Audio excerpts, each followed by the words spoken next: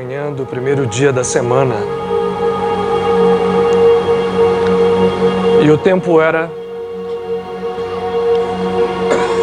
por volta do ano 33º da Era Comum.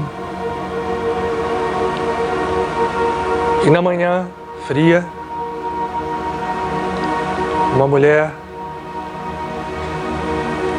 curvada pela tristeza, pela saudade ainda atônita com os últimos acontecimentos,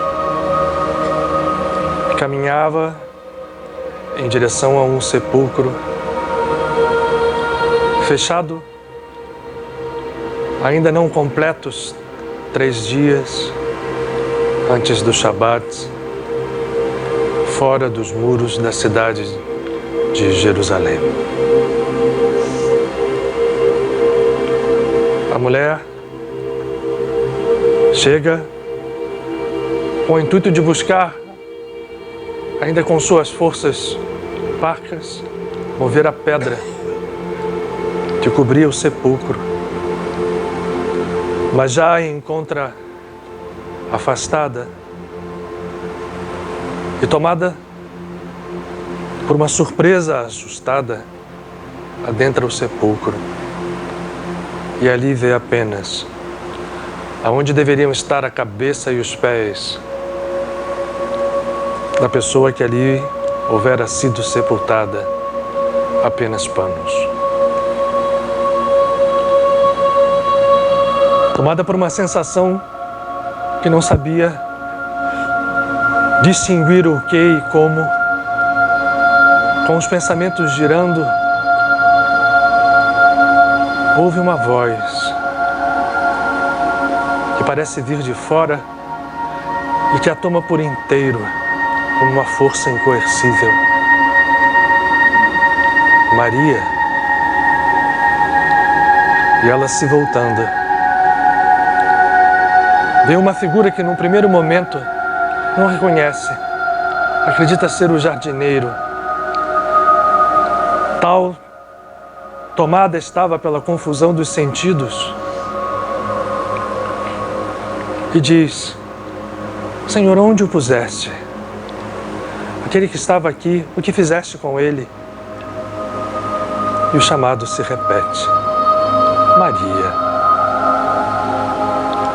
E como que véus de ilusão são desfeitos não só do seu olhar, mas do seu coração, e ela contempla à sua frente aquele que fora, por todos os tempos de sua vida, a estrela polar e o polo que complementaria o amor incomensurável de seu ser e que a houvera curado, restaurando nela a grandeza infinita, a pureza virginal que existe dentro de todas as almas. E ela exclama em aramaico: Rabboni, mestre. E sem se controlar, se atira em seus braços e o cinge, apertando e trazendo contra si, de tal modo que o mestre diz: Maria, não faças assim, ainda não subi para meu Pai. E ela, com lágrimas, como fizera outrora, enxuga os pés molhados por elas com seus cabelos. E o mestre, erguendo-a com amor infinito pelas mãos, a contempla nos olhos e diz: Vá e diga aos meus amigos que eu estou aqui, vivo, e vou à frente deles, de volta para a Galileia.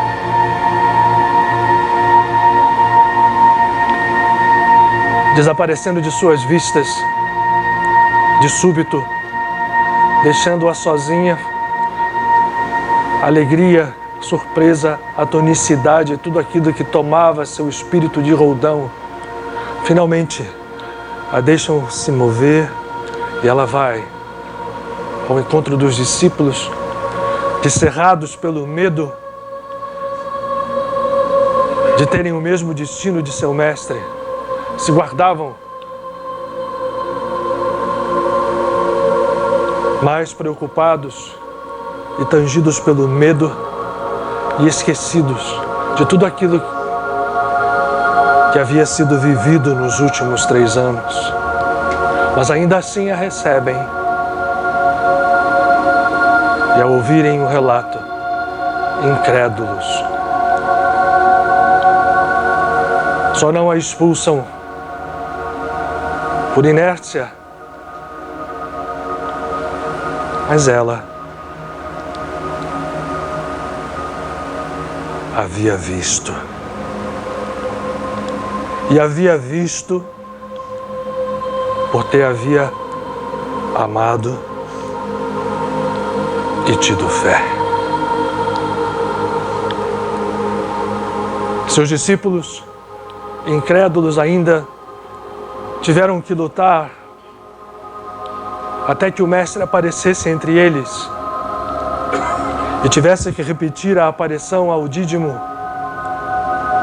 tomei, para que pudesse pôr as mãos em suas chagas.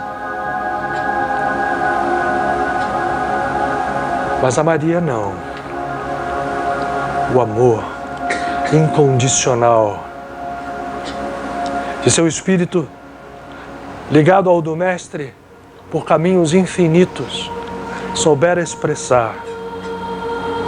A fizeram depositária da primeira mensagem que aquele que nunca houvera se colocado acima de seus discípulos, que chamava de amigos,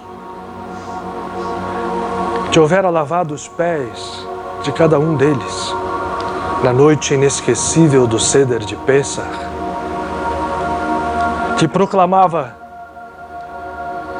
em alta voz, seja no templo ou à beira do lago da Galileia, do mar de Kinneret,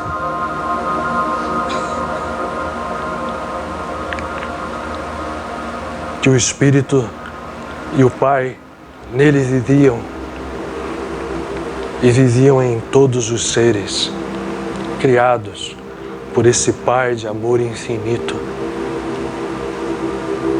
unido à Mãe Cósmica, numa unidade indissolúvel.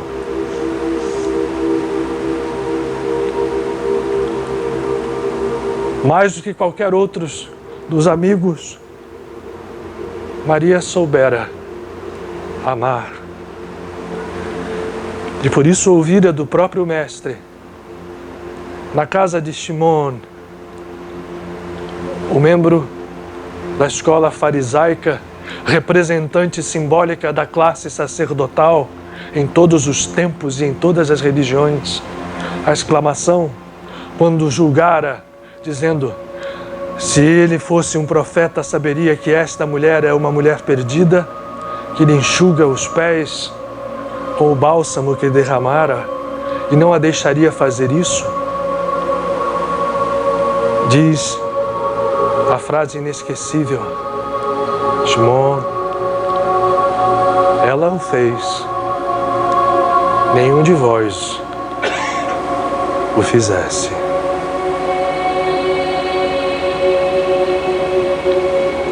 Ela amou, ela ama, e a quem muito ama, muito se perdoa. Através de Maria,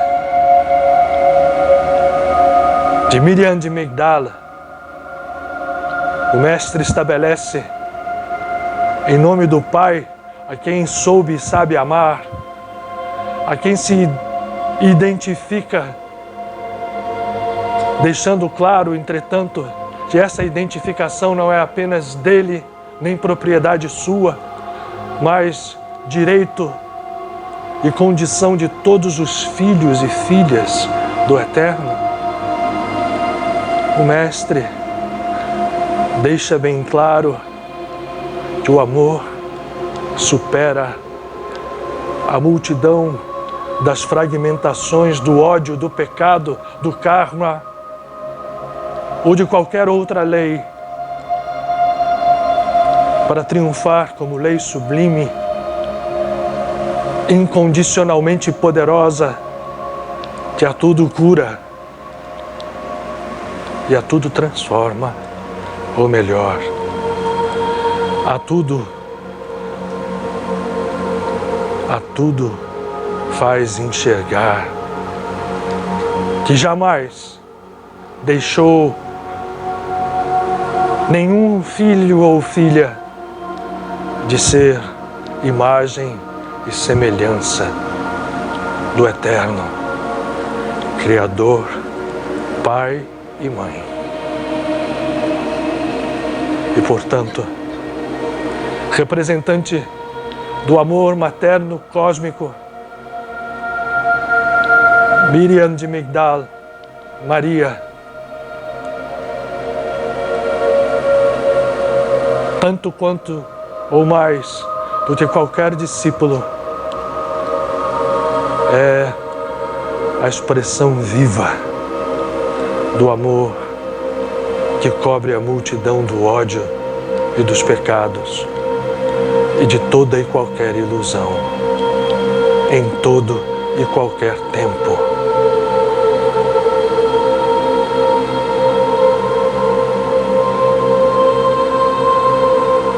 Receba ela, portanto,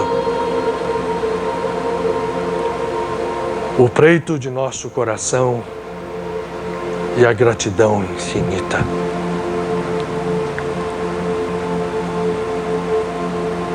Graças a Deus.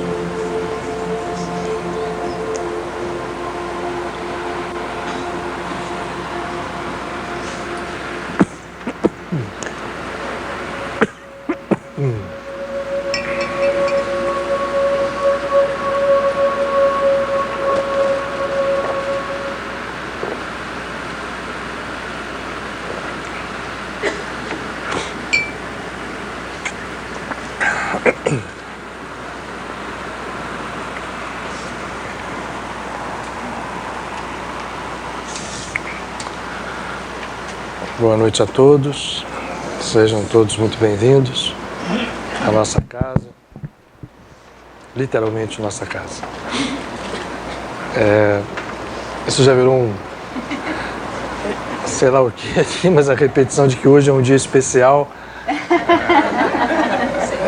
será sempre, mas em todos os níveis tem sido sempre, e a gente agradece por isso. Mais uma vez, num dia especial, estamos aqui. Então, Valéria, a palavra é sua. Tem recado, né? Oi, gente. Boa noite. Mais uma vez, bem-vindos. Continuação do recado da segunda-feira passada. Vem aí retiro. Está mais do que confirmado. Nosso retiro anual vai ser mesmo nos dias 22, 23 e 24 de novembro. Muito bom a gente poder ter esses 3 dias juntos. Esses são 3 dias mesmo, sexta, sábado e domingo. Oportunidade não só da gente estar junto, mas dar continuidade a tudo aquilo que é feito aqui, tudo que aquilo que a gente vivencia aqui. Ninguém melhor que o Luiz Augusto, já vou passar para ele falar um pouquinho do que é esse retiro. Então, já está nos quadros de aviso, quais são os valores. Nós, dessa vez, vamos para Friburgo, vamos subir a serra, e a gente está com uma expectativa muito legal de que vai ser um encontro muito bacana esse ano. De novo. Certamente, Val. E temos Otton hoje, não? Não. Acho que não, mais uma vez, né? Deve estar, não está não? Tá. E a gente, esse nosso encontro anual de Mendes já se tornou uma tradição aqui, porque é uma espécie de ponto de aglutinação no bom sentido da palavra, de forças de energia, de aprendizado em conjunto que nós fazemos. Até então, a gente fez esses encontros na cidade de Mendes, de boa lembrança, e por impossibilidade logística, né, enfim, mudou a política do local onde nós nos reuníamos. Nós passamos então, estivemos um bom tempo, por isso não anunciamos antes, até agora, o local, conseguimos fechar, e hoje a nossa luta é por valores, porque a gente sabe as dificuldades que nós todos temos, mas conseguimos algo muito próximo do que tínhamos lá, num local que foi aprovado em todos os sentidos, inclusive pelos nossos amigos espirituais. E vamos fazer então, a Valéria está em Friburgo. Eu sempre digo, e digo sem nenhum problema, porque me vejo como participante desse processo, é um momento que tem sido, e nós temos a certeza que vai continuar a ser, de divisão sempre, de modos e de estados desta casa, para aqueles que ali vão. Nós todos saímos diferentes, no sentido melhor, no sentido de engrandecimento do que chegamos. É uma convivência em que nós trocamos não só experiências, mas aprendizado, mas temos uma relação, um relacionamento muito mais próximo com os nossos amigos espirituais e todos sentimos isso e compartilhamos isso. Esse ano a gente esperou a confirmação do local para nós trazermos o tema. O tema nunca eu sempre digo aqui, às vezes demora, porque não sou eu quem dita o tema. Esse tema vem por inspiração dos nossos amigos. Então, às vezes demora um pouco mais, às vezes demora um pouco menos. Acho que eles estavam esperando só essa história se ajustar. E em breve a gente anuncia o tema do encontro, que é apenas um balizamento.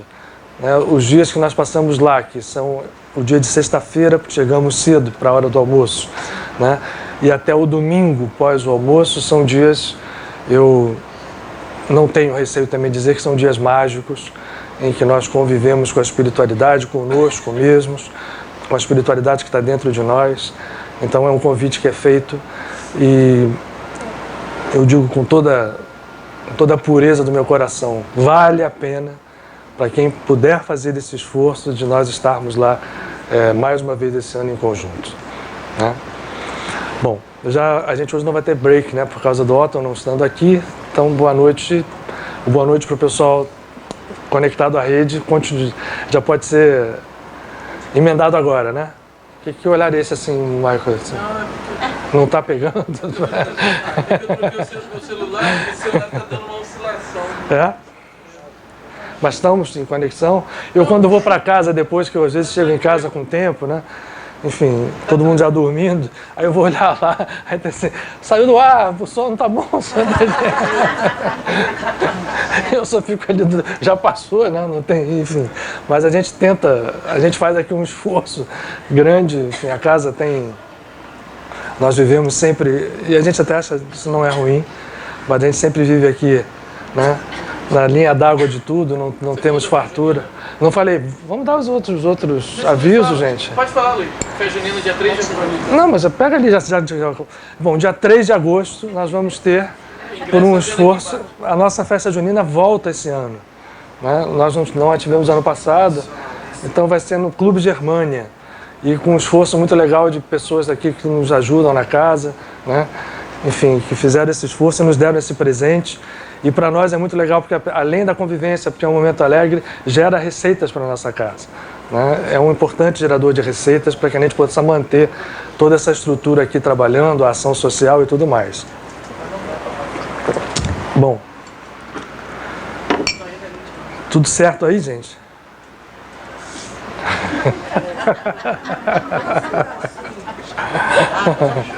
Melhorou?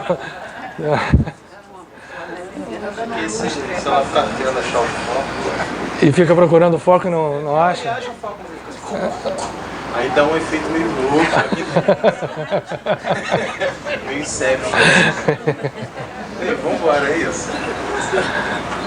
E vai ficar nisso, nesse vibrato dimensional. Aqui tá descansando. Esse Peraí.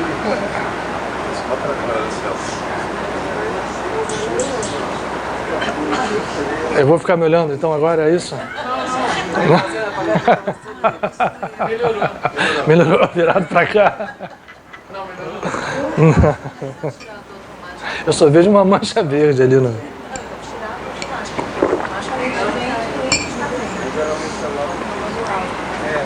Ficou. Eu tô vendo. É que eu tô ali embaixo vendo aí. Muito bem, gente. Vamos lá.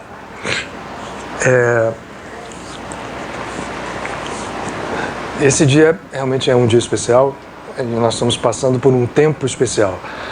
Na última vez que estivemos aqui, na semana retrasada, nós conversamos sobre a data limite, né, que o nosso Chico teria passado como um espaço de 50 anos, desde 1969, na chegada do homem à Lua, e fizemos essa data limite, completou-se, né, completaram-se os 50 anos agora no dia 20 de 2019. E a gente procurou ressaltar aqui que a importância de nós, seja isso verdade por completo, por inteiro, não importa nem muito isso, o que importa é que o conceito que embasa os entendimentos de data limite pode ser muito bem aproveitado por nós, guardando sempre, isso é importante, algo que eu penso e não sou dono da verdade, e eu me refiro às palavras do próprio Jesus, né, que para nós aqui nessa casa também é importante que a gente volte sempre a dizer isso. É uma figura em que nós temos um amor incomensurável, a sua grandeza é incomensurável, e ele não precisa, pela sua grandeza natural, de ser colocado como Deus ou como o único Filho de Deus, o único Salvador, o único que ressuscitou, essa coisa toda, o governador do planeta. Todos esses adjetivos, esses cognomes, são motivo de discussão e se tornaram motivos de dissidências que criaram guerras, que criaram morte, que criaram várias coisas que não são necessárias para que a gente perceba a grandeza dessa figura, a grandeza do seu ensinamento, a força do seu ensinamento, a força da sua consciência. Que nós não cansamos de repetir que quando falamos em Messias ou Salvador, nós temos que olhar sempre muito e muito profundo dentro do símbolo do que esse conceito traz e entender que isto é um estado de consciência. Esse estado de consciência foi vivido por muitos seres individualmente e é vivido ainda já por muitos seres ao longo da história. Jesus de Nazaré foi um que viveu em absoluta plenitude esse estado, dentro de toda uma linha traçada de caminho espiritual do seu povo. Eu estou fazendo essa introdução porque tem tudo a ver com o que nós vamos hoje aqui abordar. E por isso ele não precisa de ser chamado de nada, basta que nós entendamos a sua mensagem, o seu estado de consciência em plenitude, que culminou inclusive com esse fato que, de uma forma errônea, eu acredito, o colocou num estado acima, como se nenhum de nós, habitantes comuns do planeta, fôssemos capazes de alcançá-lo, o que não é verdade, porque ele mesmo foi o primeiro a dizer o contrário, quando ele diz que o Consolador vem e o Consolador trará a verdade, o Espírito Santo virá, é no sentido de que todos nós poderemos compartilhar esse estado de consciência messiânica. Então ele não precisa disso, e ele quando ressuscita, quando retoma, seja lá o seu corpo físico ou um corpo astral materializado, não importa, ele apenas deixa claro que consciências que habitam esse estado superam qualquer obstáculo que a ilusão ainda em que nós vivemos nos mantém. Nós vivemos enclausurados numa ilusão, por conceito, por condicionamento, presos àquilo que nos chega pelos sentidos físicos, nos identificamos de uma forma errada com o que nós chamamos de matéria, nós nos acreditamos o corpo físico, acreditamos que a nossa consciência seja só aquilo que está aqui dentro dessa personalidade física. E hoje até num estudo de psicologia, mesmo materialista, nós sabemos o tamanho do inconsciente em relação ao consciente que nós lidamos. Então nem mesmo dentro do viés materialista isso é mais verdade.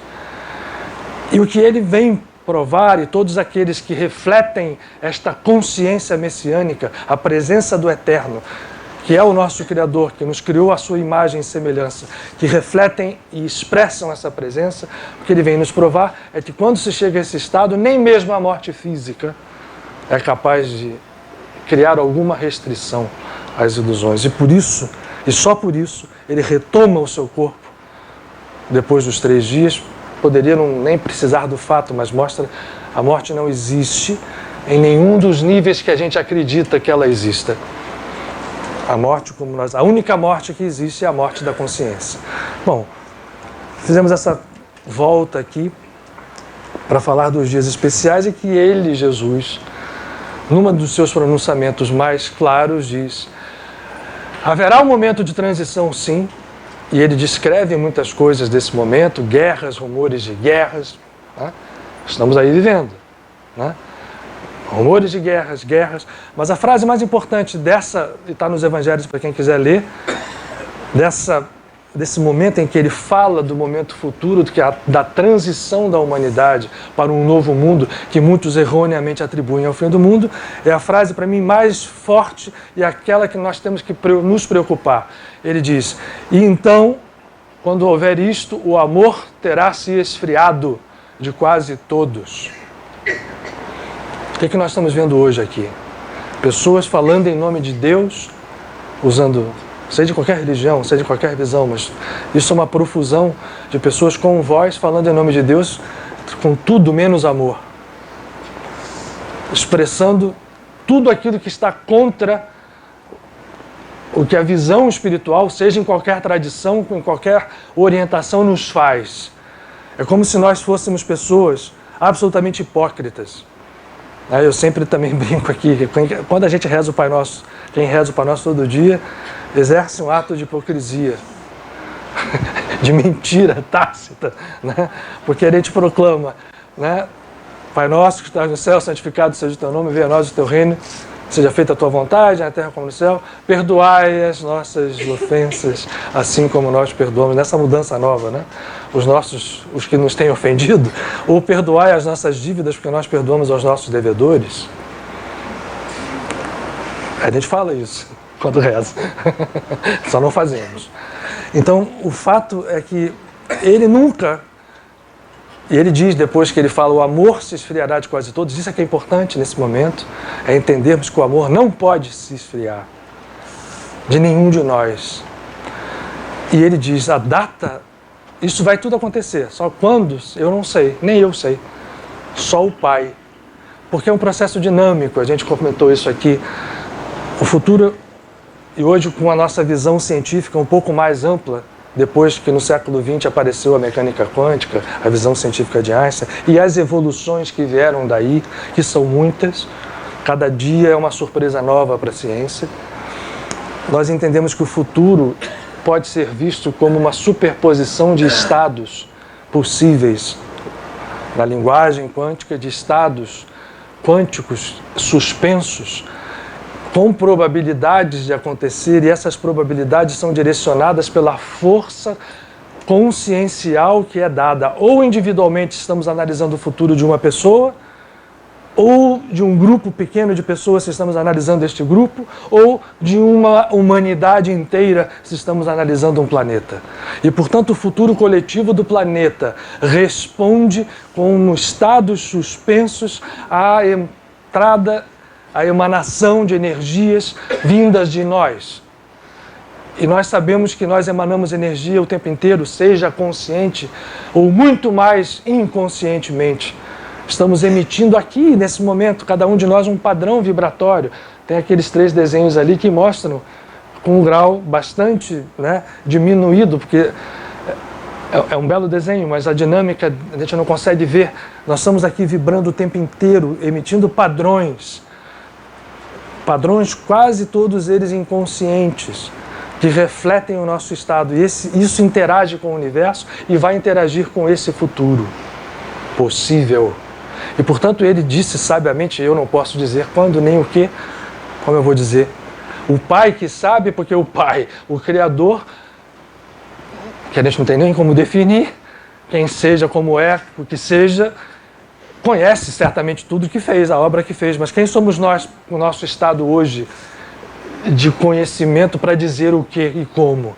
Mas Jesus, com muita precisão, disse, eu não sei, mas o Pai sabe. Como nós também não sabemos, muito menos nós, o que nós temos que entender é que esses processos de transição estão acontecendo e nós temos direito e dever, seja a data tendo passado, lógico que ninguém disse que ia acontecer alguma coisa no dia 20, Mas a partir do dia 20, processos podem começar, essa superposição de estados pode estar... O que aconteceu nesses 50 anos, o que nós alimentamos, aonde nós pusemos, e o que dá para fazer agora. Isso é que a gente tem que se preocupar. O que eu posso pensar agora? O que eu posso emitir para esse universo que responde às criações nossas como seres divinos? O que nós podemos fazer, inclusive, para que nós possamos também nos beneficiar? Somos todos necessitados dessa harmonia. Cada um de nós tem as suas buscas, a sua necessidade. E eu vou chamar aqui agora, vou usar pela primeira vez a palavra tema do encontro, de cura, no sentido amplo dessa palavra. Seja a cura de uma doença física, seja a cura de estado, seja a cura no sentido amplo. Então, esse processo, ainda agora, cabe a nós. Não somos passivos. O nosso Maurício querido, que faz as nossas... Tem uma música belíssima do Maurício, em que ele diz... Até então temos sido criadores passivos sem saber, porque essas energias que nós estamos emitindo para o universo estão tendo seus efeitos. Ainda que nós não tenhamos a mínima noção disso, é preciso que a gente tenha esta noção. Por isso o autoconhecimento, por isso a meditação, por isso todas as escolas nos trazem essas mensagens, inclusive a dele, desse Jesus de Nazaré. E hoje, um dia muito especial, por vários motivos. Primeiro deles, pelo próprio dia em si. Maria Madalena, que é comemorada pela Igreja Católica hoje, o seu dia 22 de julho. Que até então, vocês vejam, é muito interessante isso. A história que a gente fala do farisaísmo no sentido não da específica, mas da forma de se do comportamento hipócrita. Até pouco tempo atrás, Maria Madalena era uma santa meio envergonhada. A igreja era santa, mas era uma santa pecadora que se converteu e acabou-se. Então, que se fixou toda a visão sobre Maria Madalena na pecadora. No máximo, aquela pecadora arrependida, e como se a igreja tivesse vergonha. Por quê? Porque aquela que se dizia a igreja do Cristo, representando os seus ensinamentos, tratava pessoas que acabavam entrando por vários motivos de vida sem nenhum respeito em estados que eram condenados, seja de prostituição, seja de adultério, o que fosse, tratados de maneira completamente diversa daquilo que o próprio Cristo fez. No Evangelho de João tem aquele episódio inesquecível da mulher que era acusada. E a gente nem sabe se era verdade ou se é mentira, mas foi acusada, como nós acusamos tantas pessoas de forma torpe, falsa, agressiva, violenta, e levada ao apedrejamento, e foi posta à sua frente, porque a lei, na sua dureza de letra, e eu estou chamando, porque nós vamos falar um pouquinho disso aqui, da casca da lei, dizia: apedrejem-se por culpa, adultério era um dos pecados que era culpado de apedrejamento. E aí ele chegou lá: mestre, daqui, a mulher fez isso aqui, perguntou: o que é que eu faço? O que é que o senhor vai querer fazer? Todo mundo com pedra na mão. E aí ele fala aquela frase famosa: quem estiver sem pecado, atire a primeira pedra. E todo mundo ficou constrangido, deixaram as pedras e saíram. Ele ficou somente ele e a mulher. Ele disse: alguém te condenou? Ela disse: não, nem eu tampouco. Esse eixo divisório ainda não foi entendido pela nossa sociedade. Maria Madalena é tratada de forma muito complexa, e a gente, ao longo do tempo, vai descobrindo uma outra figura que vai emergindo daí. De uma mulher extremamente consciente do seu estado de como discípula. Primeiro que o mestre inovava ao trazer ao seu lado tantas mulheres quanto discípulos homens. É porque a gente conta os 12. Mas se você for contar só as Miriam ou as Marias, vão a 7.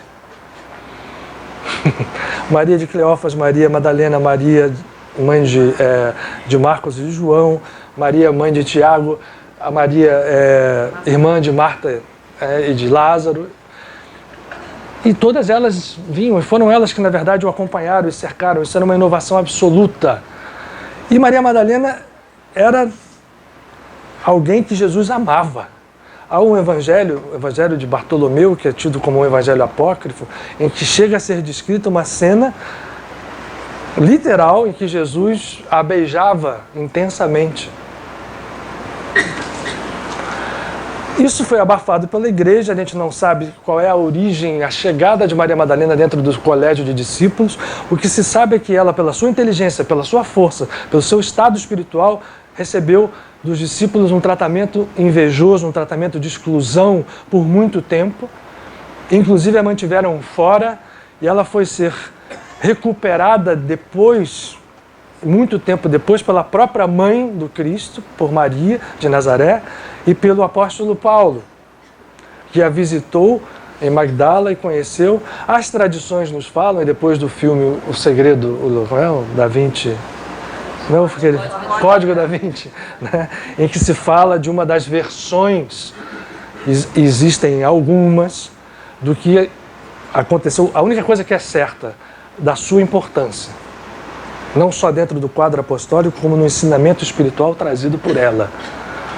E a sua importância de ter sido a que realmente viu Cristo ressuscitado pela primeira vez. Ele não apareceu para mais ninguém.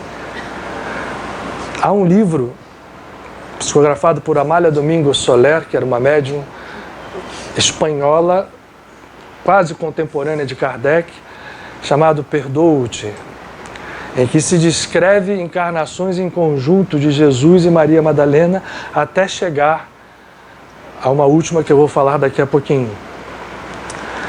Muito bem. O que se sabe, o que a gente sabe é da sua importância como, quase como que a discípula que o mestre amava. Muitos falam, inclusive, quando analisam o Evangelho de João, quando se fala do discípulo que o mestre amava, dizem que houve uma distorção, porque na verdade seria ela que estaria ali, ao seu lado na ceia. Quando Jesus foi embora, os apóstolos a afastaram, ela foi seguir, e uma das versões fala, e foi onde o Código da Vinci entra, de que ela teria tido um filho com Jesus e vai parar no sul da França, e ali, né, tem aquele que vai ser o pai da dinastia. Eu desconfio um pouco disso, porque a dinastia que vem depois são reis que a gente vou te contar. Fossem reis descendentes de Jesus e Maria Madalena, eu desconfiaria muito. São os reis muito humanos demais, no sentido não bom dessa palavra. A dinastia que vai surgir do sangue real, que é o Santo Graal. Né? Mas o fato, voltando ao que nos importa aqui, é a força espiritual que essa entidade possui. Esse livro descreve essas encarnações, independente delas já terem acontecido ou não. Eu, particularmente, também ser dono da verdade, acredito muito que Maria Madalena seja, numa das reencarnações de Maria Madalena, tenha vindo o nome da nossa amada mãe protetora, Teresa d'Ávila.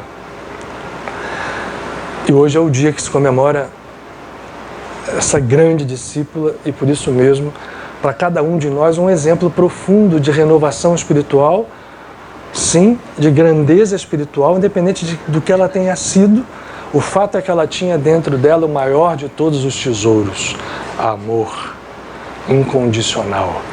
E foi com ele que ela construiu a sua caminhada. Há um evangelho apócrifo atribuído a ela, que é muito interessante porque descreve-se ali o quanto o mestre nela confiava, o quanto ele interagia com ela e o quanto isto provocava de ciúme nos seus outros apóstolos.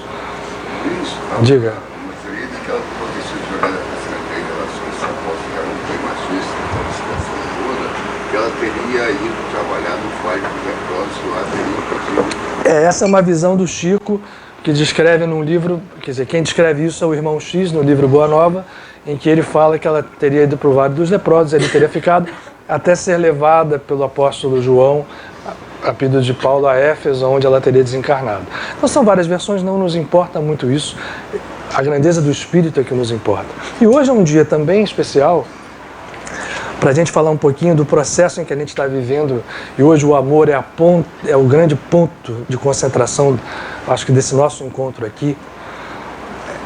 O dia 22 de julho é o dia que nasce uma santa muito importante, a quem a Igreja Católica dá importância, mas dá com um aparato mais externo ainda do que o entendimento e a prática do que esta mensagem teve e tem como significado para a própria igreja.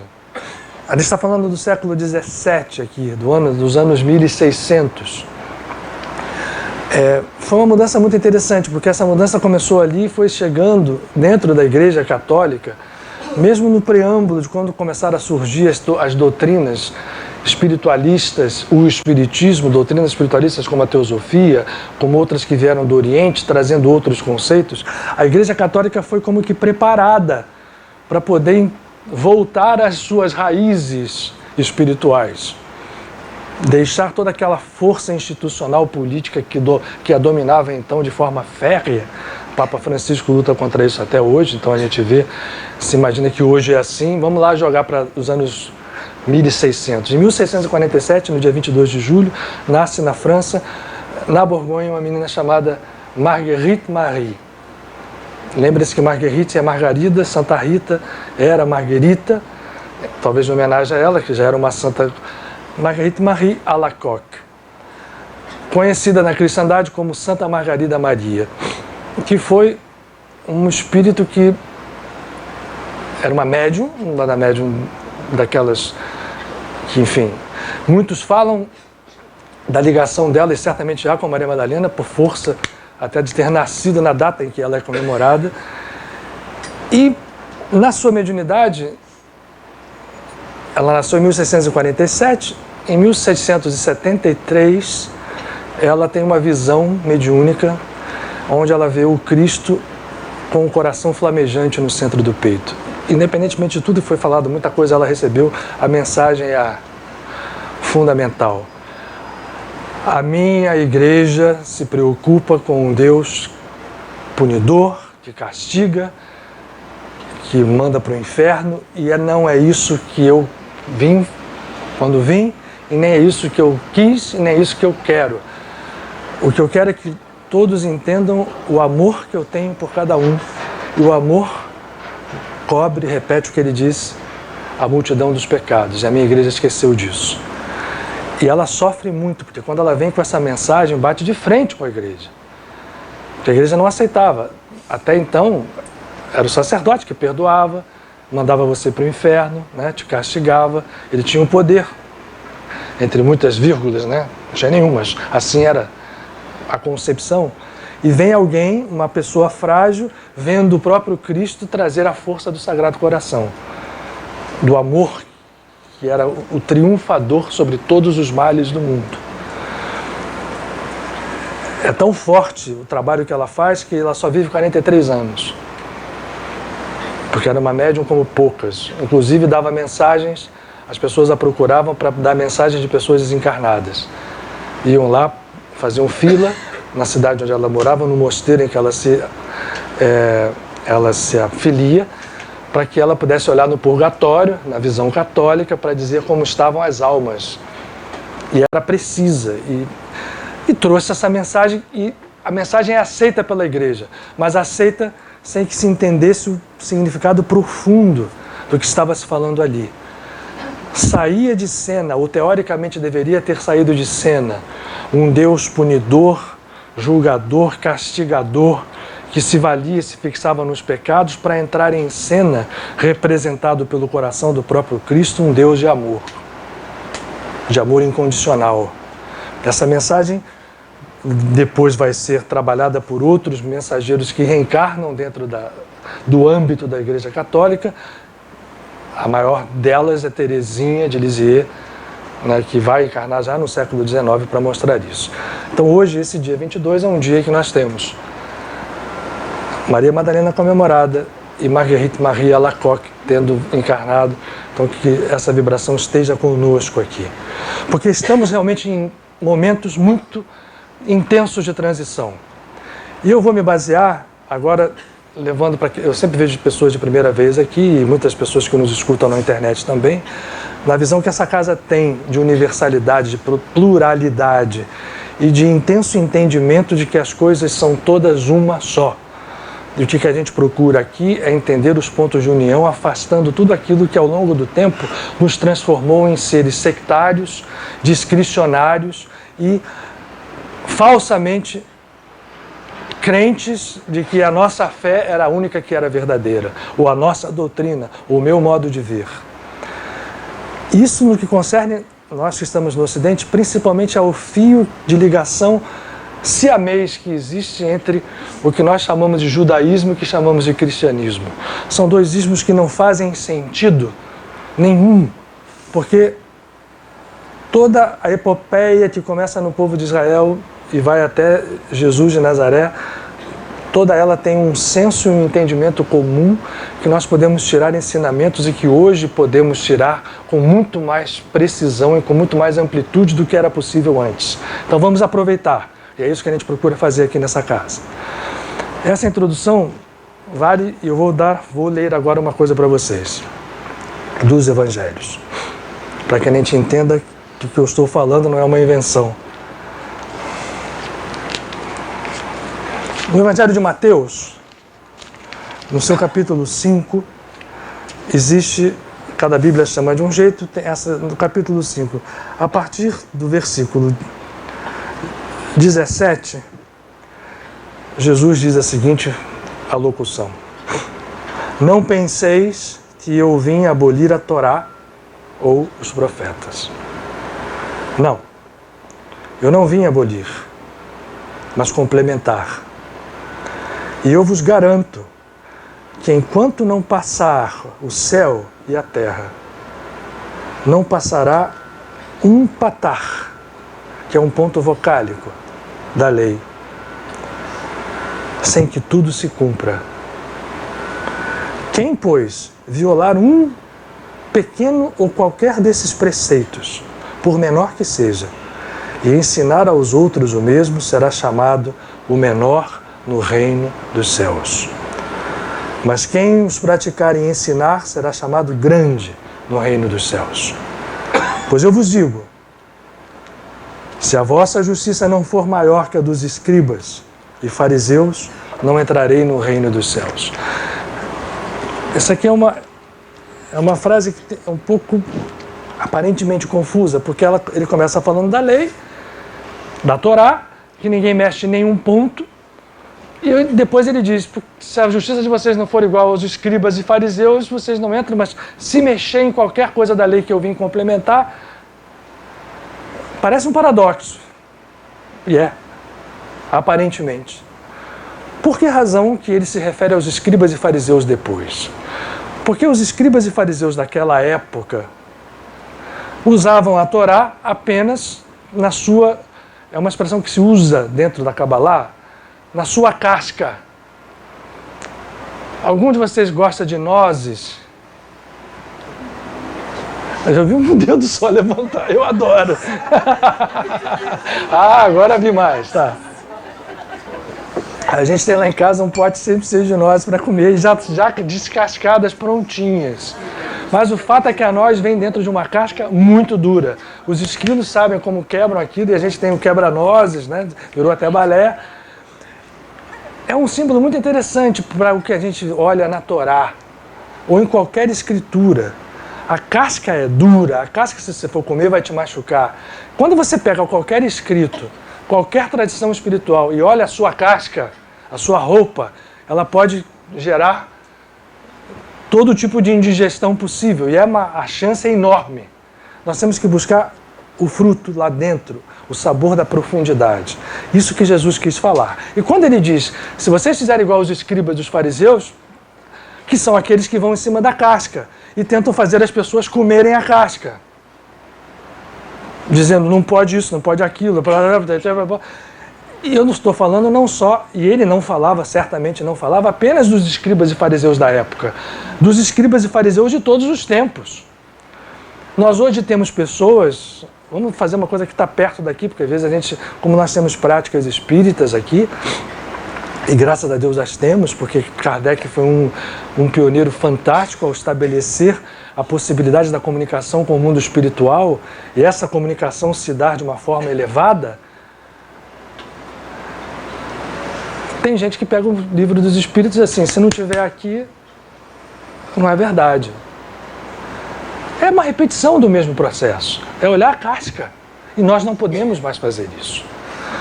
Muito bem. essa introdução é para mostrar que Jesus, quando falava da Torá, falava dessa profundidade que existe na Torá e que só foi sendo trazida à luz pelos sábios que vieram depois dele, os sábios rabinos, como Shimon Bar Yochai, como outros tantos. Já havia esse conhecimento muito previamente a ele, mas depois da sua passagem é que dentro do próprio judaísmo aquilo cresce como um conhecimento profundo de natureza espiritual e de entendimento das forças que regem a vida. Muito bem, a gente tem aqui o exemplo do Zohar. Eu nem peguei ela de cara, mas enfim. Vê se você acha Pinchas aqui, só para mostrar o tamanho do livro. Porque a gente... Como é que a Kabbalah, o judaísmo de uma forma geral, mas como é que a Kabbalah estuda esta lei que Jesus fala que ninguém pode tirar um ponto? Olhando exatamente os símbolos profundos que estão nas entrelinhas e às vezes em cada palavra, para tirar os ensinamentos espirituais que vão brotando dali como luz e que não refutam em nada o que, por exemplo, para os cristãos, né, o que os evangelhos dizem ou que qualquer coisa que Jesus diz. Por isso eu li isso aqui para vocês hoje. Nós estamos... Cláudio, se não achar, não tem problema.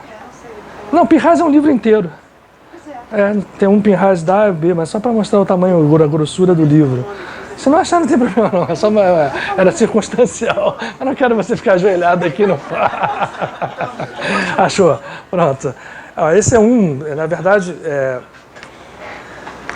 e se divide o estudo da Torá em 52 porções anuais, de acordo com as passagens que... O que é, na verdade, a Torá? São 5 livros de Moisés e que descreve, né, desde o Gênesis lá, que a gente aprendeu, até o último livro, chamado Deuteronômio, na nossa visão, né, no nosso nome ocidental, e descreve a passagem do povo libertado do Egito, e depois tudo aquilo que o povo passa, o que o povo faz. Isso tudo é símbolo, e são esses símbolos que nos interessam. E mais do que os símbolos, a força espiritual que ali está. Nós estamos vivendo agora o estudo específico de uma passagem, e que foi precedida de uma outra, e que casou com a data limite de uma forma impressionante, e com o eclipse lunar. Então nós estamos, não é para brincar. Esse tempo que nós estamos vivendo, onde essa paraxá cai, chamada Pinchas ou Pinhas em português, talvez vocês... Eu tinha um amigo do meu pai que chamava Pinhas.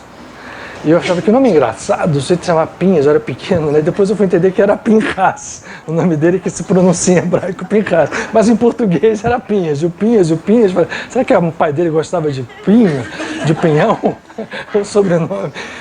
Bom, essa paraxá é fundamental porque ela tem uma relação profunda com cura. Mas o que nós estamos nos referindo quando falamos de cura? E por que ela tem? E aí por isso eu quero mergulhar um pouquinho com vocês nesse símbolo e no tempo que nós estamos vivendo, anual, que casou com a paraxá. Quase sempre, mas esse ano foi preciso. Ela entrou agora, nesse domingo, na verdade sábado à noite.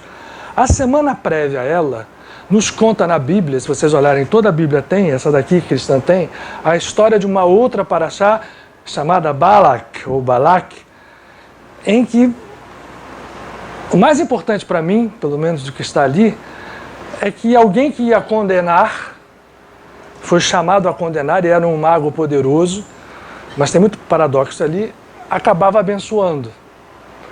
Esse mago chamava Bilam, ou Balaão, em português, que era um mago poderoso que foi chamado para condenar o povo de Israel que estava ali estacionado nas cercanias de um reino chamado Moab, na Terra Santa.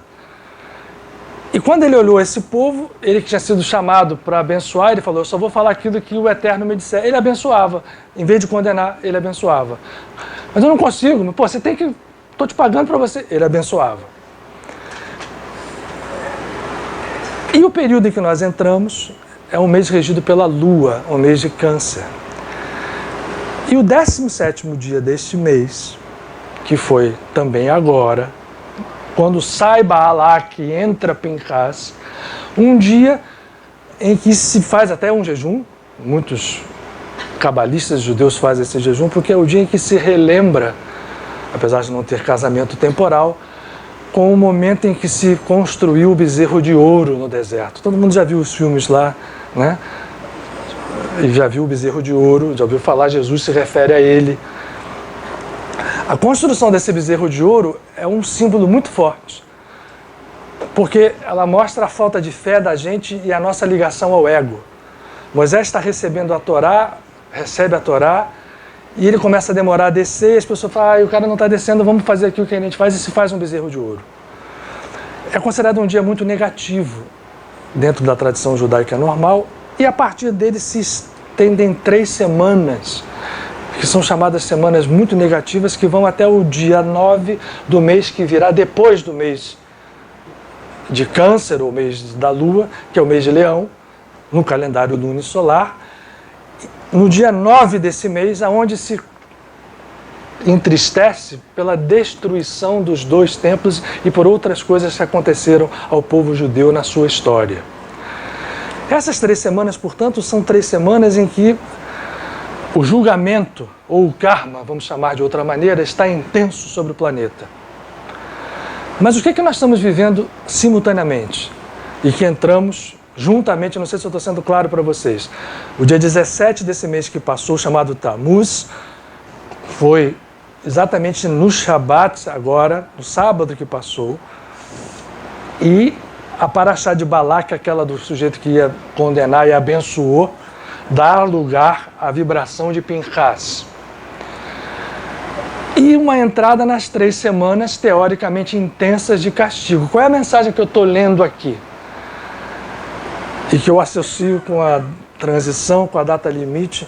Nós temos condição de transformar as tais 3 semanas, que são verdade, em que chamam o karma para aqueles que estão nem aí, se deixando levar pelos condicionamentos da vida, presos ao ego,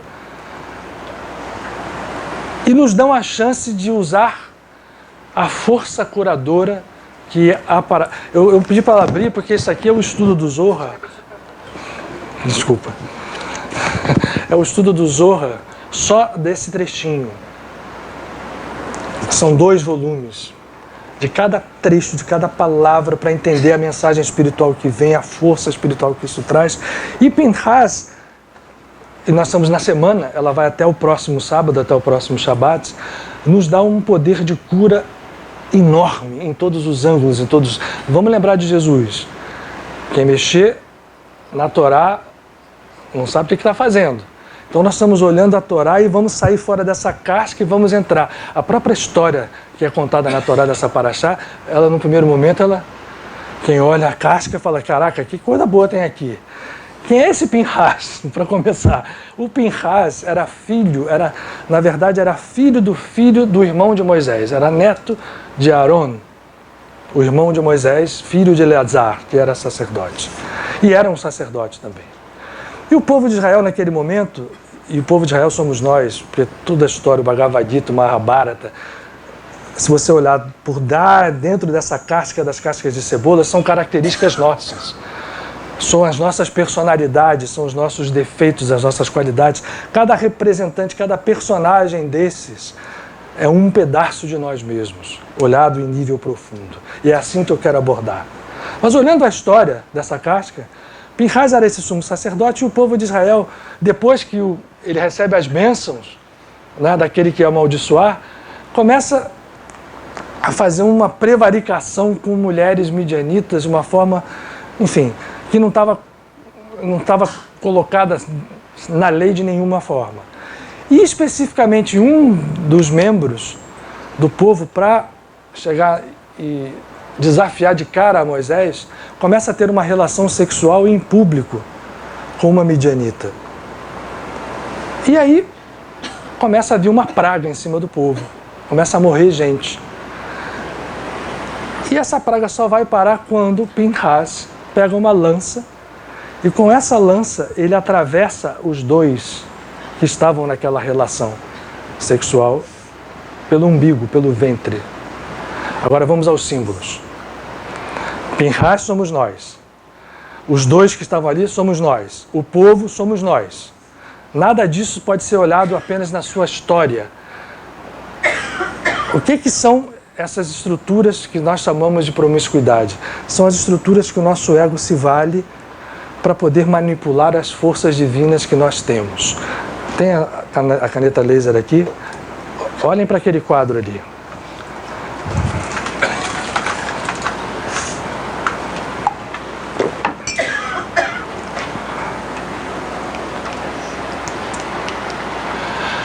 Aqui estão os 7 dos muitos chakras, milhares que nós temos nas nossas estruturas, visíveis e invisíveis, que compõem o nosso ser.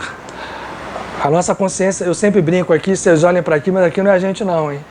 Isso aqui já é um estágio além do que a gente é, porque esses chakras bonitinhos, brilhantes aqui, essa aura aqui, ó, bonitinha, se a gente for olhar e analisar as nossas, tem chakra fechado, tem aura furada, só não vai ter isso aqui, mas isso é o nosso ideal. Na verdade, o nosso ideal é chegar aqui, né? Onde a nossa consciência vai se alargando a um ponto em que nós estamos em contato com tudo e todos, e aquele único canal que sobra, que no nosso estado é representado pela nossa coluna vertebral, pela medula, no corpo físico, e pelas estruturas por onde circulam as energias conscienciais das quais nós somos feitos, isso aqui vai se transformar no futuro, em um futuro que a gente espera breve, numa consciência cósmica, que é o que esse desenho tenta representar. Mas voltando para cá, o nosso ego, no estado em que nós estamos como humanidade, se expressa não mais do que através desses 3 chakras aqui, inferiores. Dizer que a gente pensa com a cabeça não é verdade. O nosso ser se expressa aparentemente pelo cérebro, a consciência aparentemente está aqui na cabeça, porque a gente enxerga, olha, ouve, mas ela está refletindo estados vibratórios que podem vir de centros muito inferiores. E, portanto, fisicamente até a cabeça parece que está pensando, mas até a gente brinca. Tem uma coisa feia até que se fala para pessoas, né? Esse cara pensa não é com a cabeça. E é verdade. A gente às vezes pensa com outras coisas dentro de nós que não tem nada a ver com as estruturas mais altas que estão aqui. Então, o que acontece?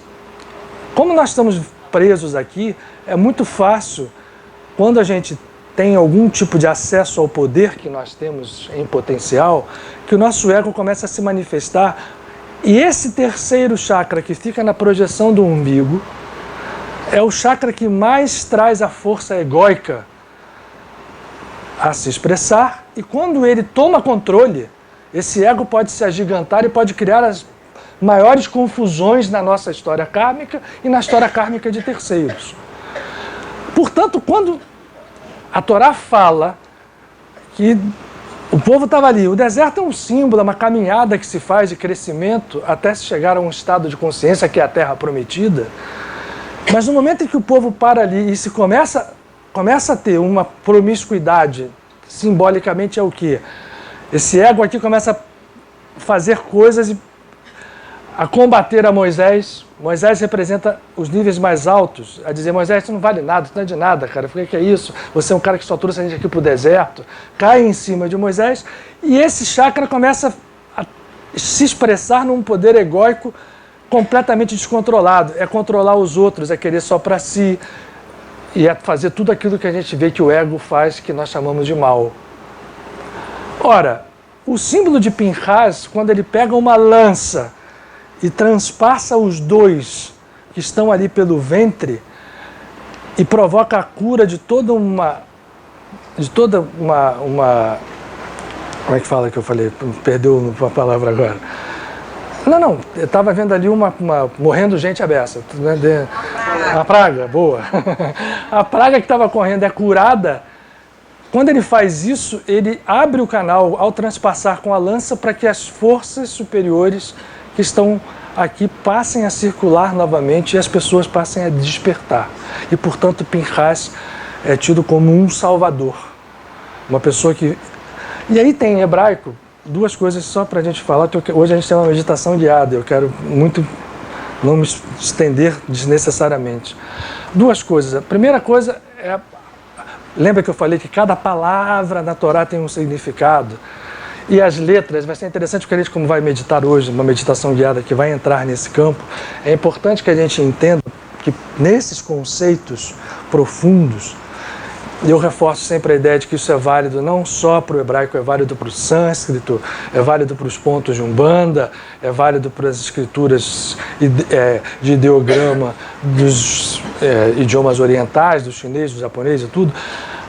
A expressão de forma é um concentrador, é um condensador e é um distribuidor de energias, de consciências.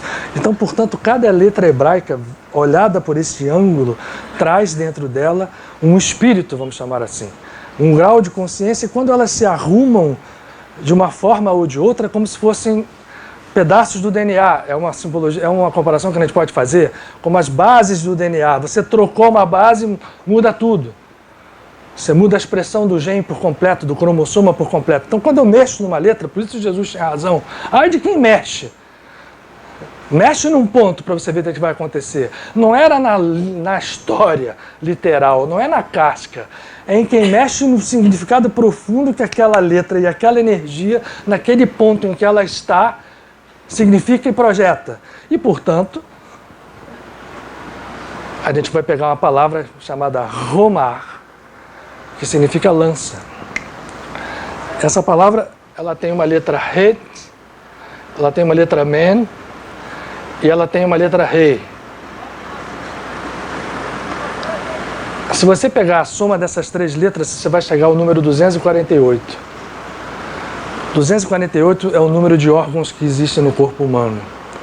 É o número que se refere ao profeta Abraão. E mais, a letra men, que está posta aqui no meio,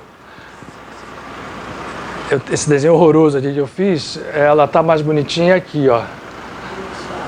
Aqui em cima, no Menheshim, que nós vamos meditar, que é o nome básico do nome de 72, nome de cura, ela está cheia de nome de letra Men aí. Se vocês procurem o óleo aí que vocês vão achar.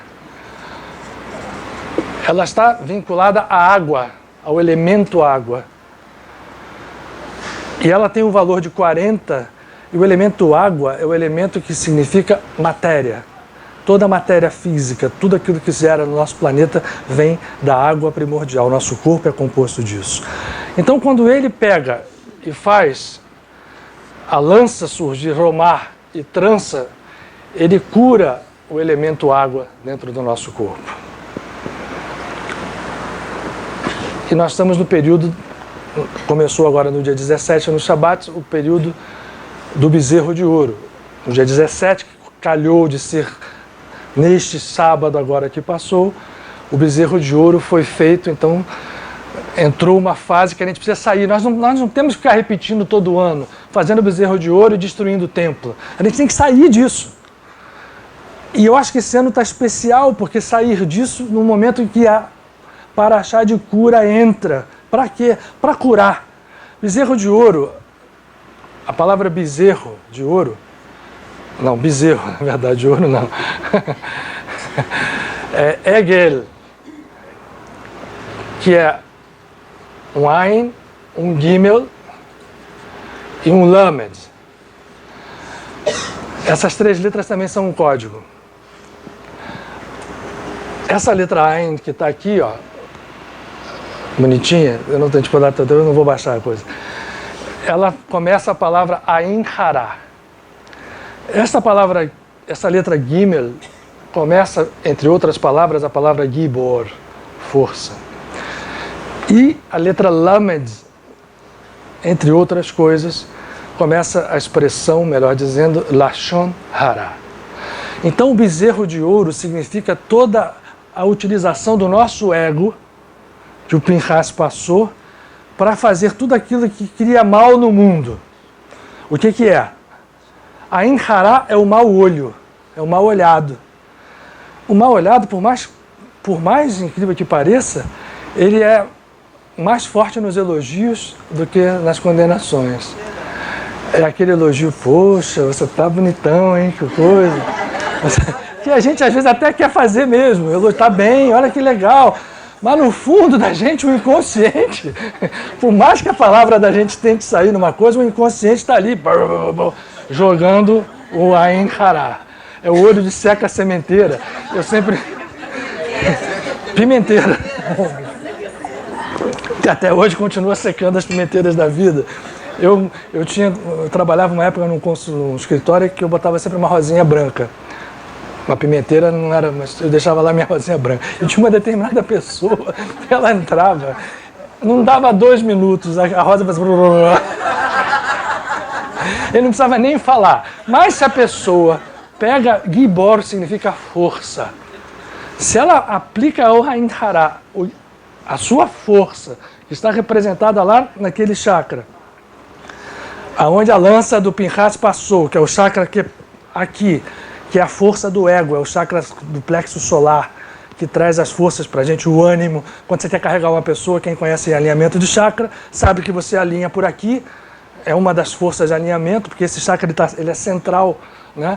No sentido que ele está ali naquele ponto em que os outros para cima são os chakras superiores, ele precisa puxar os de baixo, mas quando ele resolve agir por si mesmo, esta força está representada por Gibor, está completamente distorcida pelo mal de olho e pelo Lashon Hara. O Lashon Hara é a língua má, é falar mal. Aí a pessoa já está... Não está mais... O elogio já não é só no inconsciente, já é no direto, né? Então, isso é o bezerro de ouro. A palavra Egel significa bezerro. Esse bezerro que foi feito pela nossa estrutura egóica. E a cura pela lança, Homar, de Pinchá, na verdade, eu estou trocando aqui as letras, tá? Deixa eu consertar. Começa com rei, o men está certo. O rei está aqui e o rei está no início. O rei, que é a letra número 8, está no final e aqui é o men, que vai ser curado, é a água que vai ser curada. O men estava certo no meio, eu só troquei a ordem das letras. Mas o que mais importa para nós é nós entendermos que esse bezerro de ouro aqui não precisa ser construído todo ano. E para não construir, basta a gente cuidar do nosso mau olho, saber aplicar a nossa força e saber que a nossa língua tem que estar guardada dentro da boca na maior parte do tempo. E quando usada igual o Bilam, que ia maldizer e abençoou. Ou seja, quando a gente pensar que vai falar alguma coisa, é difícil pra caramba, eu sei disso. Nosso treinamento milenar nos leva o tempo inteiro a fazer uso da má língua. Mas o uso da língua é antecedido pelo uso da cabeça. Sim, exatamente, a ordem está certa, ela vai terminar. O último que vai aparecer aqui, o olho mau vem disso, a força que você vai utilizar acaba na língua e acaba nos seus atos. Mas a gente está agindo o tempo inteiro. Krishna disse isso para Arjuna. Mesmo aquele que não age, que pensa que não age, está agindo. Seu pensamento está agindo, sua emoção está agindo, a sua força espiritual está agindo. Então a gente precisa... Isso que os grandes mestres querem... Isso é que é santificar uma pessoa. O autoconhecimento nos leva a entender o quão nós somos potências divinas, adormecidas e distorcidas, escolhendo nós mesmos um caminho que pode ser modificado por completo. E essas 3 semanas, elas vão terminar no dia 9 do próximo mês, que é o mês de Ave, o mês de Leão, onde se marca a tal destruição do templo, mas que também é o dia que chegará o nascimento do Messias. Exatamente, o Messias é Menachem Av, o consolador do Pai. Av é Pai, Menachem é o consolador. Eu já ouvi isso em algum lugar. Eu também. Aqui, ó, no Evangelho de João. Eu vou para que o consolador do meu Pai venha. O Menachem Av venha. Como a gente não... Quando eu falo a gente, é a gente mesmo, não é só o povo israelita, não, é todos nós. Como a gente não tem a mínima noção, não acredita, não entende que esse processo é um processo possível, a gente todo ano repete. Bezerro de ouro, destruição do templo. O templo externo cai, mas o templo verdadeiro está dentro de cada um de nós. É ali que a gente precisa construir um novo templo, uma consciência messiânica, com o Consolador do Pai nascendo dentro de cada um de nós, o Menachem Av. E o dia 9, que pode ser o dia teoricamente mais negativo, tem o potencial mais positivo de todos, Porque no dia 9 de Ave nós podemos acender a força da Kundalini, usando a denominação, de origem oriental, ascender até a sua ligação com o alto para que esse processo entre em harmonia, em circulação perfeitas e nós cheguemos a um estado de consciência em que nasce dentro de nós o Espírito Santo, ou o chamado Paráclito em grego, ou em hebraico o Menachem, o Consolador. É só vocês pegarem João, se me derem 2 minutos, a gente está com tempo hoje, eu consegui chegar dentro onde eu queria no tempo certo. Em João,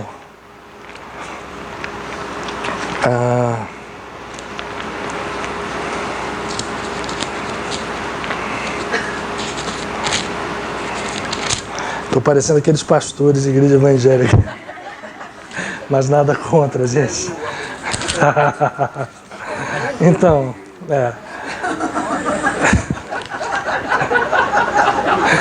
em João 16, pois se eu não for, o Consolador não virá a vós, mas se eu for, eu o enviarei. Quando ele vier, vai convencer o mundo do que é pecado, do que é justiça e do que é juízo. Aí a gente pensa assim, justiça e juízo não é a mesma coisa? Não. Quando vem e convence do que é o pecado, ele diz assim, o pecado é porque vocês não tiveram nunca fé no Criador. Nunca tiveram a imunidade de entender que a gente não está separado do Criador. Essa era a mensagem de Jesus. Façam chuvar, voltem à casa do Pai, voltem à sua própria natureza. Da justiça, do juízo, da justiça, que não entenderam que eu e o Pai somos um. A palavra justiça vem do sânscrito iugos, que é a mesma palavra, do latim iugos, que dá o sânscrito yoga, que é união. O justo é exatamente aquilo que a gente usa quando fala que uma roupa está justa. É aquele que se justapõe ao Criador, que se une, que se integra, que adere, que faz da sua natureza a mesma. Esse é o justo. Não é o sujeito que estabelece que... Por isso que ele fala, e do julgamento, e do juízo. Para dizer o seguinte, o julgamento não tem preponderância nenhuma sobre o amor. A nossa sociedade está muito longe disso ainda. Temos que reconhecer. Mas esse trabalho de fazer com que essas 3 coisas façam que... Aí o Menachem, o Consolador, está fazendo o trabalho em nós. A gente pensa, o Consolador é esse, aquele, uma disputa de quem é o Consolador. O Consolador somos todos nós, são todos aqueles que trouxeram. O Espiritismo foi o Consolador? A Self-Realization foi o Consolador? A Kabbalah é o Consolador? Todas as coisas que nos fazem ver a integridade única da vida, a unicidade do Criador e a unicidade de toda a sua criação são o Consolador, são o Menachem, são o Messias. Nós somos Messias, só não sabemos e não agimos como. Somos Messias adormecidos, somos Messias perdidos aqui, no bezerro de ouro, representado o povo Israel, como nós todos, adorando através do nosso olhar, da nossa ação, da nossa força e da nossa palavra a ilusões sobre ilusões. Muito bem. Como a gente está numa paraxá de cura, a ideia da meditação guiada hoje é nós entrarmos dentro dessa vibração para que a gente possa sair essas 3 semanas, que teoricamente são 3 semanas que vêm nos cobrar karma, podem se transformar em semanas de redenção. Podem se transformar em semanas do inverso. É isso que a gente vai tentar hoje aqui em conjunto fazer nessa meditação guiada. Meditação de cura para todos os níveis e todos os sentidos. Michael está aí, Michael?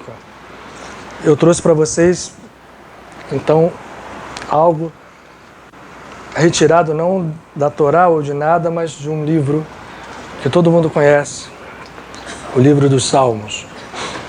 Como a gente também repete aqui, os Salmos também não são apenas poesias, são lindas, alguns deles, né? Tem uns que às vezes também assustam. Tô com a hora furada, mas tô escutando bem. Tá bem? Peraí, deixa eu botar pra frente aqui. Segura isso aqui. Deu? Deu. Quer que eu segure aqui? Já foi. Foi. O que a gente... os salmos são... O original deles é em hebraico. Né? Esse livro, por exemplo, aqui tem o hebraico, tem o transliterado e tem em português. Então, as letras dos salmos, a orientação das letras também não é por acaso. Por isso, às vezes, quando você vai traduzir um salmo para uma língua ocidental, você tem que fazer mudanças para ele poder fazer sentido. Porque se você fizer a tradução literal, não casa, nem em termos semânticos, nem em termos de significado. Às vezes fica completamente sem sentido. Mas é porque as letras estão ali, porque elas são energias. Lembra que a gente falou do DNA, da história, né, de que cada uma das letras tem uma estrutura energética própria, e quando elas se unem umas com as outras, criam uma estrutura secundária a elas também, quando são 3 que se juntam, quando são 2 que se juntam, quando são 4, criam um conjunto que também tem a sua energia própria. Muito bem. Quando a gente fala de cura, o salmo que mais Inverte. reflete essa cura no sentido amplo é o salmo de número 80. Inverteu? Que se você ler em português, pô, o que tem de cura aqui? Não consigo ver. Até falo para vocês entenderem o que a gente está falando. Pô, não faz muito sentido se eu ler ele em português. Lendo em hebraico também, literalmente, também não tem muito sentido. Mas os cabalistas, que vão olhar cada letra e cada palavra, tiram deste salmo o que nós chamamos de nomes divinos. Nome é uma coisa muito forte, mais forte do que a gente pensa. Krishna, por exemplo, né, enfim, todos aqueles que estudam Vedanta, a gente fala Yogananda, se repete o nome de Deus ou nomes de Deus, porque são forças que a gente precisa trazer para dentro do nosso campo de manifestação. Jesus, quando falou no Pai Nosso, quando foi instado a ensinar os seus discípulos a orar, disse: se vocês quiserem orar, primeiro entrem dentro de um aposento fechado, tranquem a porta e ali onde o Pai vê tudo, façam a sua oração. E podem orar assim: Pai nosso que estás nos céus, santificado seja o teu nome. É uma frase que já tem 500, eu já vi 500 mil interpretações, não discuto nenhuma delas. Mas se você olhar no viés mais profundo, santificar tem relação, a palavra santo, aí vamos para o grego, né? Tem relação, o inglês holy, que é santo, tem relação direta com o grego holos, que é uno, íntegro. Santificado, então, significa aquilo que se integra em si mesmo, aquilo que se transforma em uma coisa única e harmônica. Isto é santificar. Jesus repete uma frase cabalista, porque todo o trabalho da Kabbalah é santificar o nome de Deus, é unificar o nome divino. É fazer com que os nomes todos que se expressam com muitas letras se unifiquem e se transformem numa grande e única presença. Por isso Jesus, na sua sabedoria, fala: Pai nosso que estás nos céus, santificado é o teu nome. Ele abre a oração assim, para dar importância perfeita ao fato de nós entendermos que o que nós chamamos de nome de Deus é a primeira e mais pura manifestação da divindade, do eterno, de onde tudo vem. Todas as forças que nós acreditamos existirem na matéria ou no universo material vêm, promanam desses níveis mais altos e, portanto, nós temos que respeitá-las e santificá-las no sentido de unificá-las para que elas se reflitam em toda a plenitude. Tanto que a oração começa assim. Ele não diz santificado no teu nome lá no fim. Ele diz no início.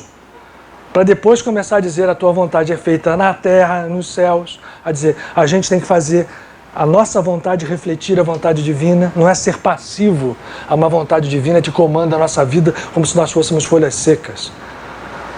É uma vontade que faz com que a nossa vontade, em vez de fazer bezerro de ouro, se integre e passe ela a refletir a vontade divina. Por quê? Porque eu não vou mais julgar ninguém de forma discricionária, de forma afoita. Eu vou amar incondicionalmente. Eu vou usar esta força como Deus a usa.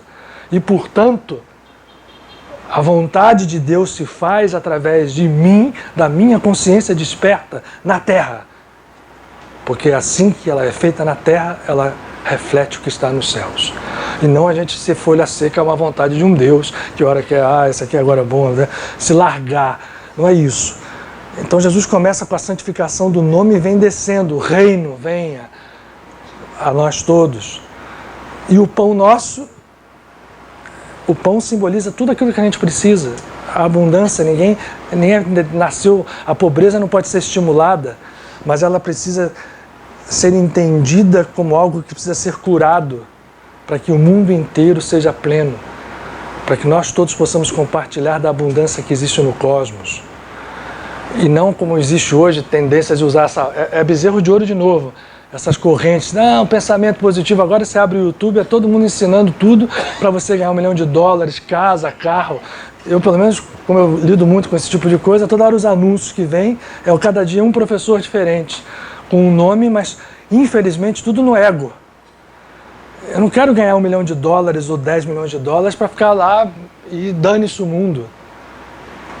Isso não existe, só existe isso quando a gente entende que tudo é um, tá? Então, lá do Salmo 80, os cabalistas retiram todos esses nomes que estão aqui. Alguns deles, vocês vão reconhecer, quem conhece a tábua dos 72 nomes de Elohim, estão ali. A começar por esse grande, que é o grande nome de cura, que é o nome com as letras Mem, Rei e Shin. Me, Re, Shi se pronuncia nas vogais naturais, mas a gente pode provocar. Merash é uma outra forma de pronunciar.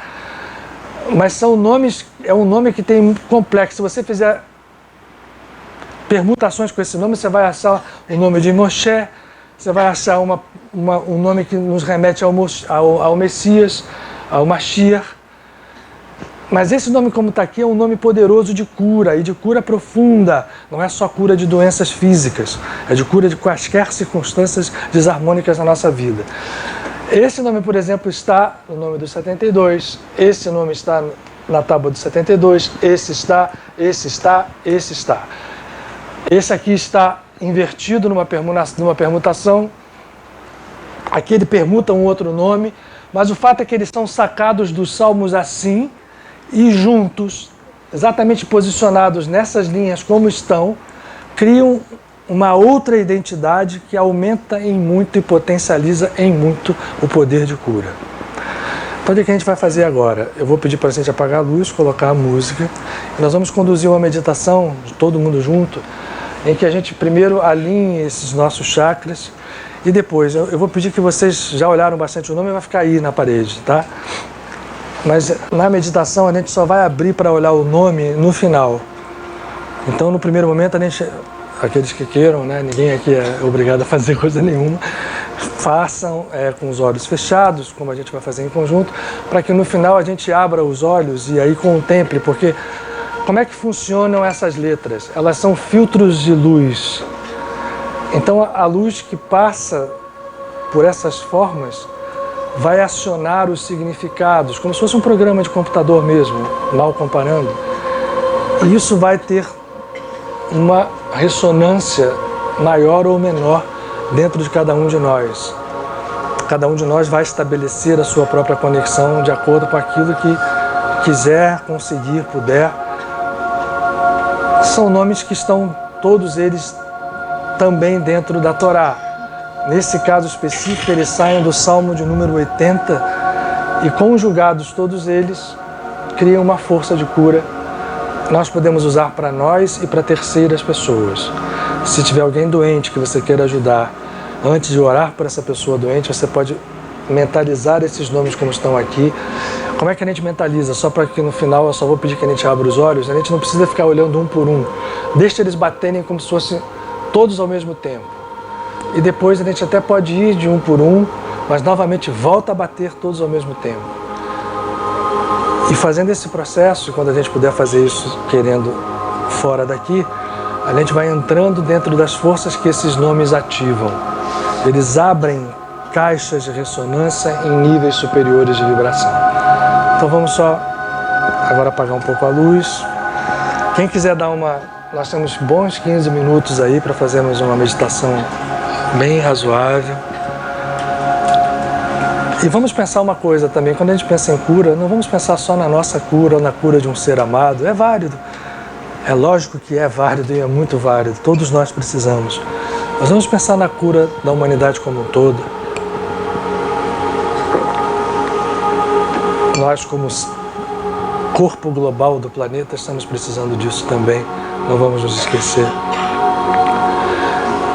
E quem quiser dar uma alongada, pode, por favor, pode esticar o braço, a coluna vertebral da gente precisa estar de uma forma em que a gente se sinta bem, os pés no solo, que é o que podemos fazer aqui, as mãos confortáveis e a nossa respiração, ela sim é a mais importante. Com os olhos fechados, vamos dar atenção ao instrumento mais poderoso que nós recebemos. Quando abrimos os olhos nesse plano, que é o ato de respirar. Ele reflete o movimento do cosmos inteiro. E inspirar e expirar movimentam forças em nossa alma e nos alimentam muito mais do que nós imaginamos. Com quase certeza absoluta, nenhum de nós sabe fazê-lo. Nosso dia a dia é bombardeado pelos pensamentos, pelas emoções desalinhadas. São dia a dia tomados por uma respiração curta, desatenta, quase inexistente. Então agora, nesse momento, em conjunto, nós e os amigos espirituais que estão aqui ao nosso lado, nesse recinto que se transforma num santuário, vamos respirar, imaginando a cada vez que inspiramos de forças renovadoras, um prana, na linguagem sânscrita, um chi, seja qual for o nome desse campo infinito de forças. A cada inspiração ele penetra e transcende os pulmões, e transcende as 50 trilhões de células que temos no corpo, cada uma delas uma consciência, governada pela nossa consciência inquieta, mas que agora quer se unir à presença divina. E ao expirarmos, podemos fazê-lo pela boca,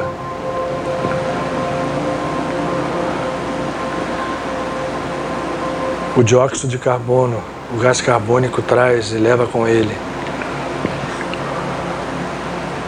não só o reflexo do metabolismo físico, mas auxiliados pelos amigos espirituais, o gás carbônico leva as forças desequilibradas que de forma incauta trazemos aderidas a nós, ao nosso ego.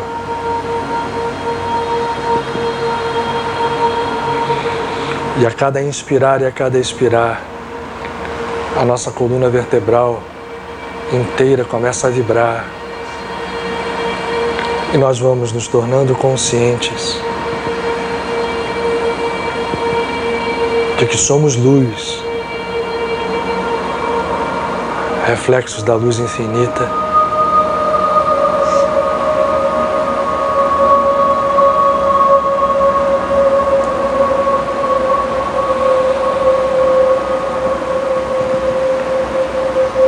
Nossos pés sobre o solo se conectam às forças íntimas do planeta e à coroa da nossa cabeça,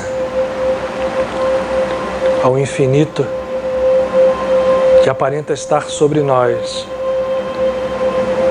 E todas essas aparências, aos poucos, vão se fundindo na sensação de unidade. E os nossos olhos fechados, que no primeiro momento enxergaram a escuridão, começam a ver que por trás desse véu está a presença viva, curadora do Criador, que é Pai e Mãe.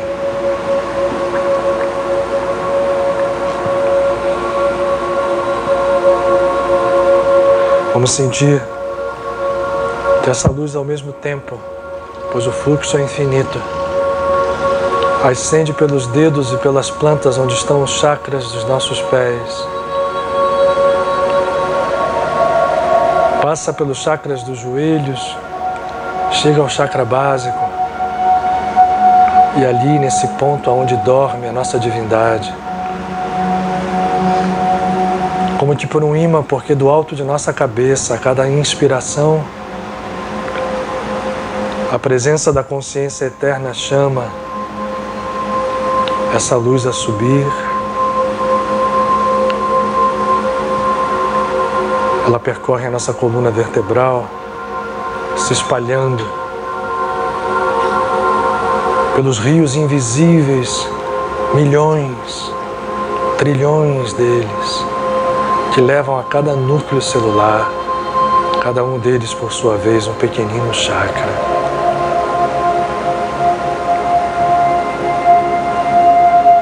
E do chakra básico,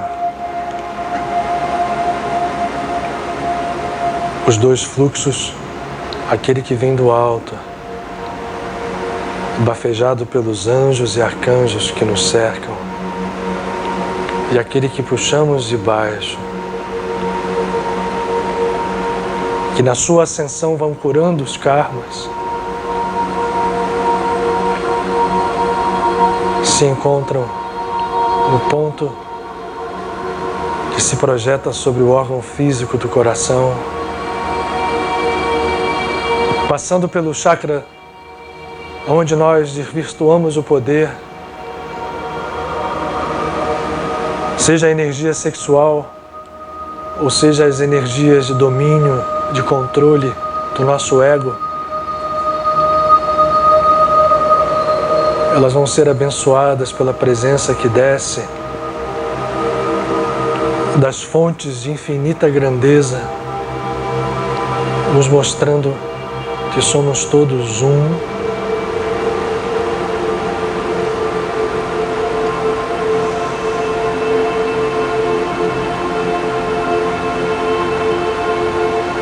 Assim como o Pai e a Mãe cósmicos são um só.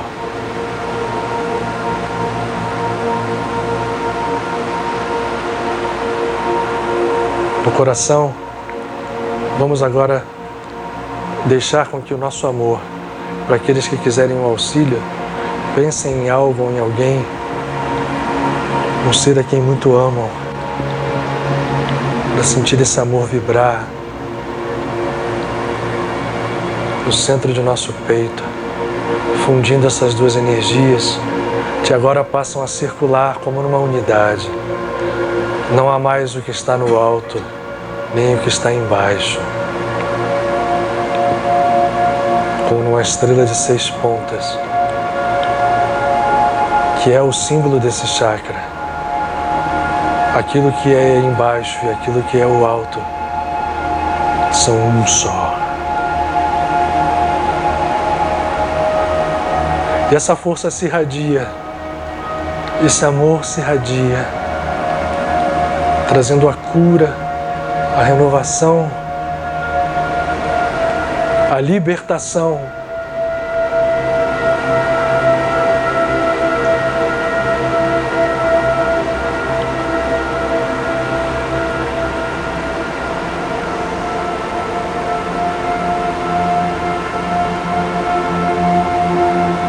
Ao mundo e a cada um das mulheres, dos homens, das crianças, encarnados ou não, que nele habitam.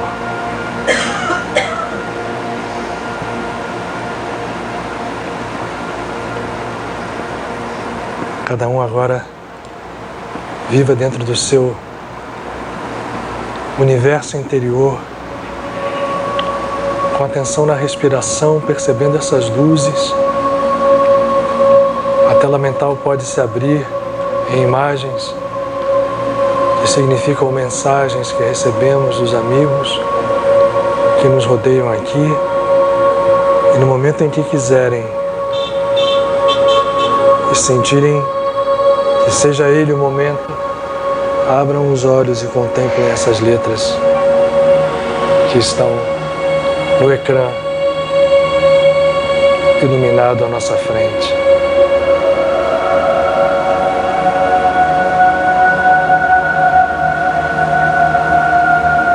E podem fechá-los outra vez e podem abri-los de novo, numa interação que cada um de nós, no movimento cósmico, uma relação única e própria, tem com o Criador e com a sua palavra, que é força e vida representada por essas letras que a materializam.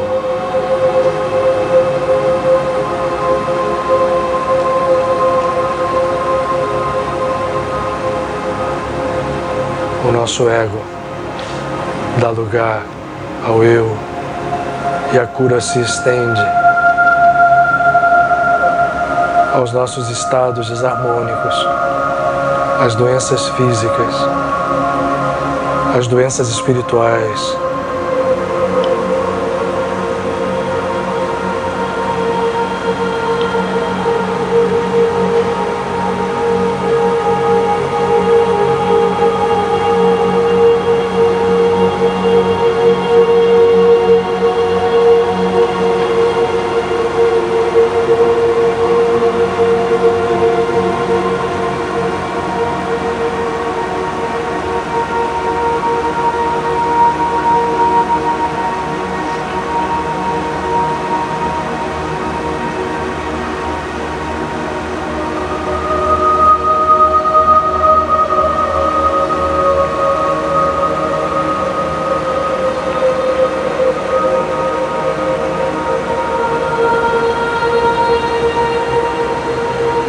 E vamos sentir a força do amor.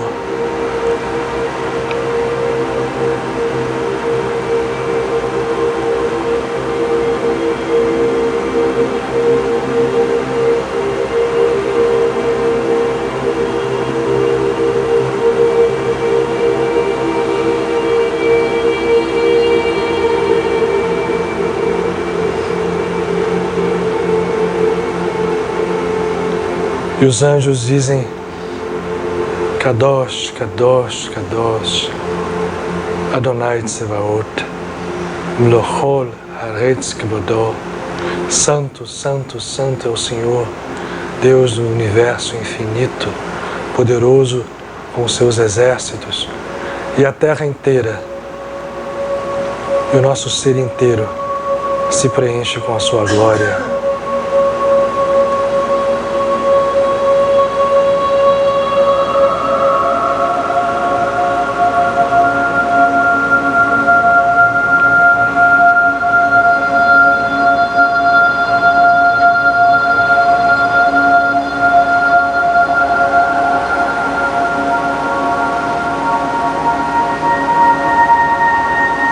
E vemos Maria Madalena em glória, representando a Mãe Divina, nos trazer a sua luz e a sua cura, e a todos nós, e que seja também através de nós, àqueles a quem amamos.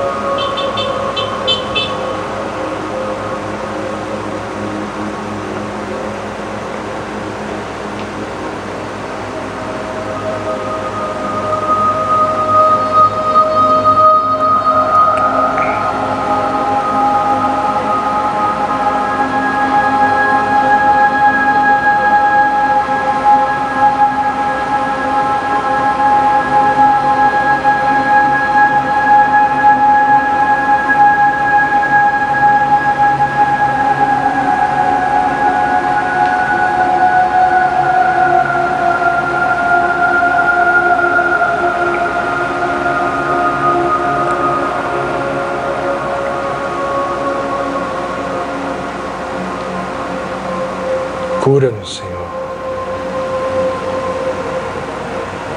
Cura-nos. Cura-nos, para que um dia nós também possamos ser curadores. Em Teu nome.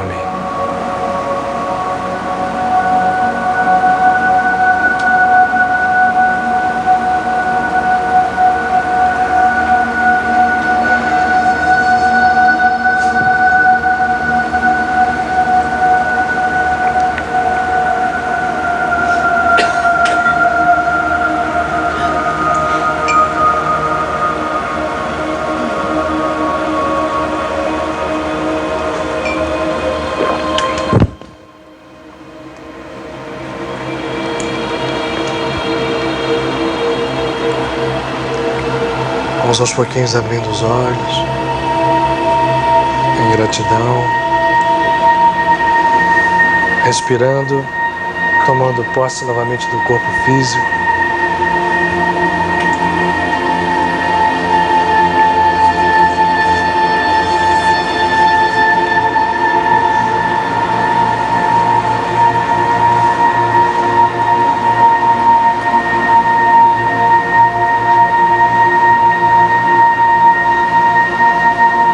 Respirando mais uma vez.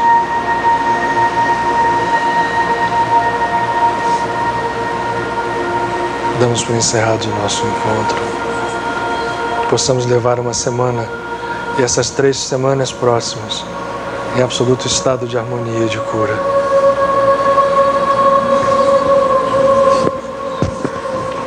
Muito obrigado.